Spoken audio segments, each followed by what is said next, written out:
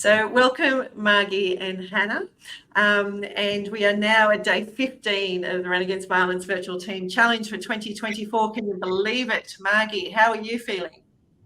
I'm getting there. I'm exhausted, but I've tried to make sure that every single walk or run I've gone out and done has been somewhere different, a different track. So that's kept me entertained and kept me challenged, I guess, and not thinking about the actual steps I'm doing. Yeah. How about you, Hannah? Where are you up to energy-wise on day 15? I'm feeling pretty good. This is actually the first time I've done this, so I'm really enjoying it, and I'm enjoying the sense of community that I'm getting from it as well. Brilliant. So Margie, this is number 7 RAV for you, isn't it? You're one of our own. Has it been that long? Yeah, wow. I actually remember the very first one. We were teams at 10, weren't we? Yep. I think. Yep. And we had to get back to we had to get the 1300 case before you got back to the Opera House. And yep. Paula Hagan, one of our members, and myself did 20 Ks each along the riverbank here in Taree to try and get our final Ks before you got to the Opera House, and we just did it. It's a lot easier with 20 people, I can tell you. Now, when you started up in the Taree area, you had one team in the first year, was it? How did you get your teams together? Yeah, we had one team, and then the next year we had 2, and we've had 3 up until this year. We've now got 4. Mm. Our fourth team, sorry. You go.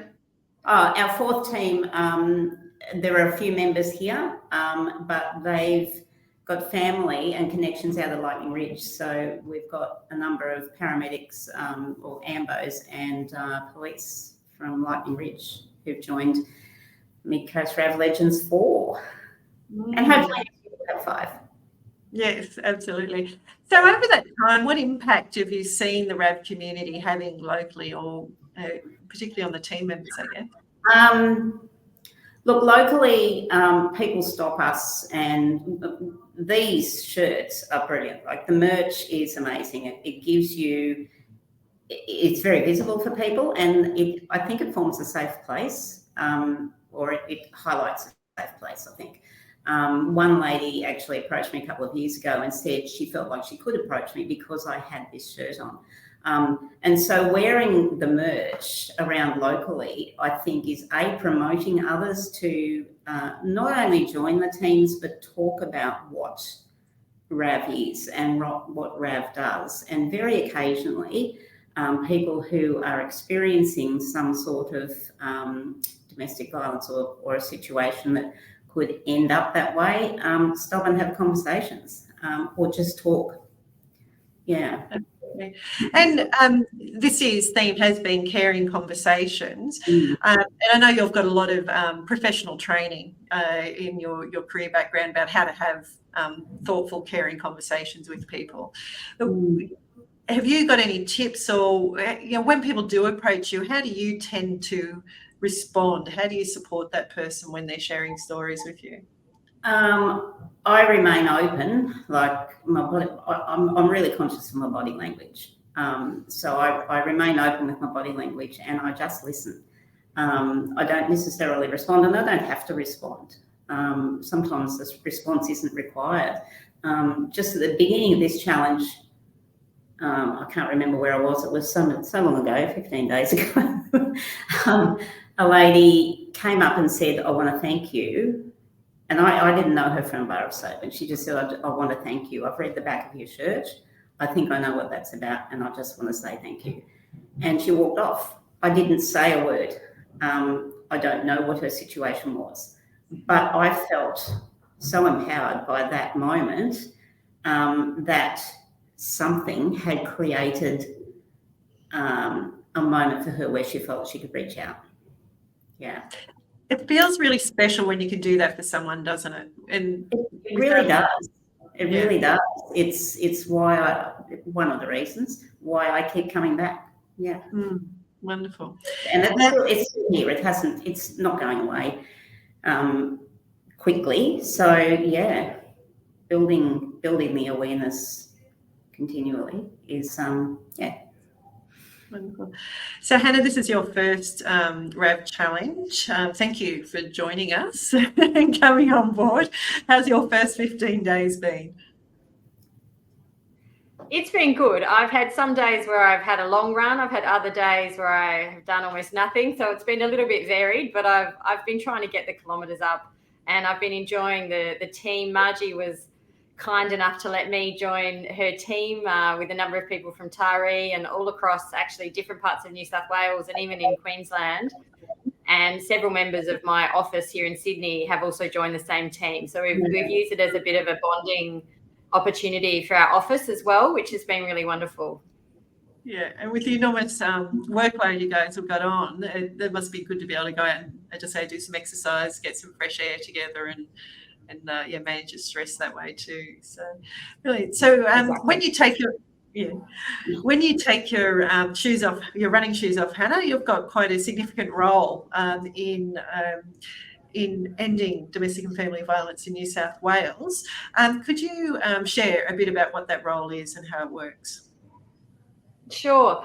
So my role is called the New South Wales Women's Safety Commissioner, and it's a brand new role. It was only created last year, and New South Wales is actually the first state or territory and the only state or territory to have a commissioner dedicated to women's safety, and particularly dedicated to addressing domestic, family and sexual violence. So that's my job when I'm not running.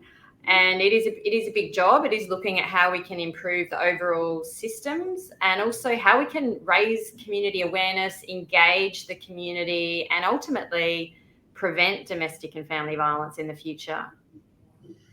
So the piece around engaging the community and the community having a role, is it really something that everyday people can have an impact on? It seems, like you say, it's an enormously complex issue, but with people coming together and choosing to engage with it, what sort of impact can they actually have and help with the issue?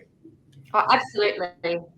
Yeah, look, everyone has a role to play. They really do. So we need government to be doing a lot of things, and I think that is happening gradually. Of course, we want to see more, but we have seen a lot this year in terms of measures from government to address domestic and family violence at the state level and the federal level.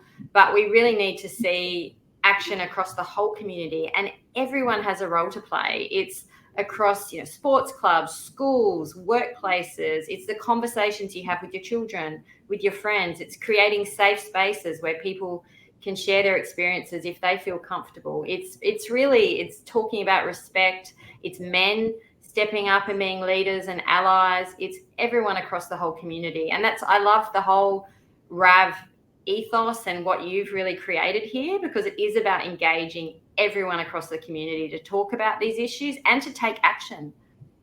One of the interesting things, Margie, I don't know if you've observed this amongst your teams, of how it becomes so normal to talk about issues, to talk about relationships, to talk about challenges and different challenges we've all faced at times. Is that something you've seen happen? Yeah, absolutely. A few of the people that I've spoken to just this year in the teams have said that they find it a lot easier now to be visible in this space, I guess. Initially, they were probably a little bit apprehensive about it because they were scared to have a conversation. Now they've moved to the point where they realise they don't have to have a conversation; they just have to be there, or where just promote that awareness. So they've shifted their own thinking, and that's really important. I should say it's those everyday interactions, isn't it? Yeah. So if there's something that you would love to see the RAV community doing more of, or that you think they do well, and we could roll out more, or is there something else that we should be doing? What sort of things do you think our community can be doing to help? I love what the RAV community is doing with education in schools and the Love Bites program. I think that's really critical, because it really is about starting at such a young age to have those age-appropriate conversations with children, with even younger than school, but certainly in school. So I think that's really important to continue that work and to grow that work as much as possible. That's really important. And also to make sure people know what support services are available. So I think that's really critical to make sure that people know where they can turn if they want to seek support, that there are a range of different options if they are experiencing something themselves at home, or that they can reach out to different support options as well, or of course calling the police if it's serious. But many times it is calling 1-800-RESPECT, or it might be speaking to a confidentially. I think that's really powerful to raise awareness that those supports are out there. And I think, over the next year, that's something I think we need to be putting more concentration on, is that, and people knowing, people often think that the only point of response is it has to get bad enough to call the police, when in fact there's all these other support services that can occur and help before then to help get relationships back into a healthy place. So we want to be encouraging people to understand what those different support mechanisms are, and making sure that people are reaching out a lot earlier before trauma starts to occur within the relationship. So it's certainly a theme that we'll be picking up on the next year. Thank you so much, Hannah and Margie, for joining us today. Apologies for the quality of the internet connection, Hannah, but certainly hopefully it we've been able to get some really good inspiration there in terms of the things that the RAVers can be doing, and the importance of having those conversations and getting involved in something that is all about community. So thank you, and we'll see you a little bit further down the track.